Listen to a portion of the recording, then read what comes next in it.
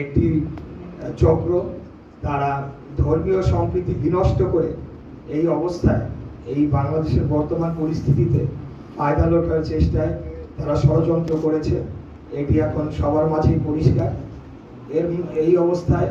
আমাদের দলের ভারপ্রাপ্ত চেয়ারম্যান দেশনায়ক তারেক রহমান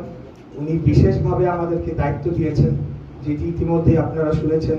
আমাদের স্বেচ্ছাসেবক দলের প্রেসিডেন্টের কাছ থেকে, যে আমরা যাতে ঢাকা শহরের বিভিন্ন গুরুত্বপূর্ণ স্থাপনা,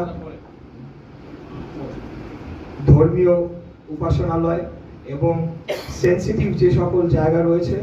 সেখানে যাতে আমরা অত্যন্ত গুরুত্ব সহকারে আপনাদের কাছে যাই,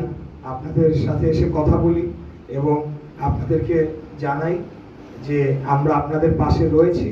এবং যে কোনো বিপদে আপদে প্রয়োজনে